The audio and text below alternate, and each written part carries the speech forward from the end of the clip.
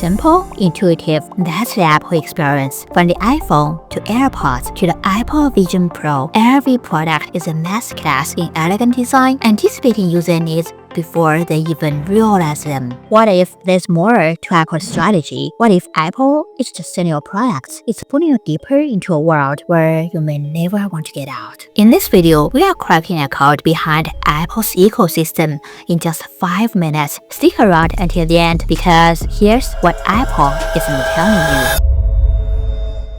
First thing first, do you remember the first time you opened a box of a lovely iPhone? Apple is really crafting every single detail of the packaging. That's just merely one of the examples how Apple implements one of my favorite theories, the job to be done framework. The job to be done theory explains that people don't just buy products, they hire them to resolve specific problems in their lives. Every year, millions of people make what seems like an independent choice to buy another Apple product, whether it's an iPhone, a MacBook, or AirPods. Apple has built a customer base that keeps coming back. If you think these purchases are driven purely by performance and features, let's look at the facts. Apple follows the 80-20 rule to perfection. 20% of its products drive 80% of its customer loyalty. iPhone is the most popular phone on earth, but some products like Apple Vision Pro are not that much in the picture now, even though I secretly think it's a far superior product to Meta Quest. It's not just about specs though, it's about integration. For instance, Apple Studio Display is not necessarily the most powerful or feature-packed monitor compared to Samsung, which often boasts higher refresh rate and more customizations. And on top of that, it's ridiculously expensive than other products, but it just feels good for users to have it at home. So when Apple's ecosystem locks users in, making switch feels like a downgrade even when it isn't. How did Apple design its ecosystem so strategically that customers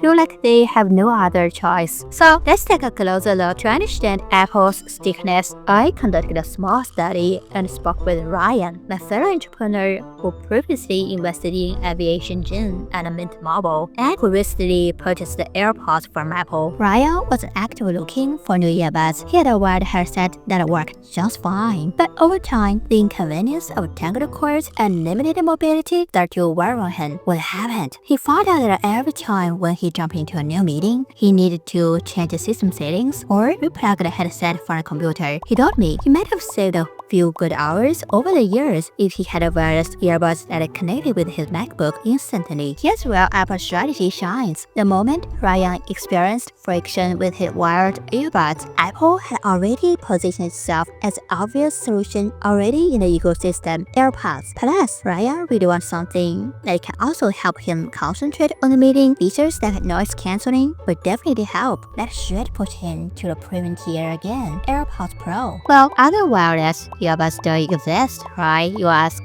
Sony, Beats, and some budget brands come with better battery life, superior sound quality, and lower prices, but Ryan barely considered them. Why? Because he knew AirPods would work better with his iPhone and MacBook. His buying decision wasn't about specs. Ryan is a practical guy. He's not chasing status or trying to look superior in front of others. For him, it's all about convenience. That's exactly where Apple wins. Their products are designed to work well together, creating an experience so smooth that switching brands feel like a hassle, even if a better alternative exists. It's not just what Apple offers, it's about how they've planned the idea of living feeling inconvenient in the user's head. So when you buy an iPhone, you buy into an ecosystem where everything, your AirPods, MacBook, iCloud, and even your message history syncs perfectly. Once you're in, stepping out doesn't feel like an upgrade. It feels more like back to square one. Ryan's decision reveals something critical. People don't buy Apple products because they have the best specs. They buy them because Apple has created an ecosystem where staying is effortless and living is difficult. Not to mention the blue bubble and green bubble discussions about a younger generation chasing status. It may just feel good to get in the club. But when I push this further are some interesting patterns. What if Apple's old devices slow down just in time for new releases, coincidence? Or is it a tactic to encourage upgrades? Apple's software updates always prioritize newer devices such as Apple Intelligence, which is available on iPhone 15 or later. Just look into how it would work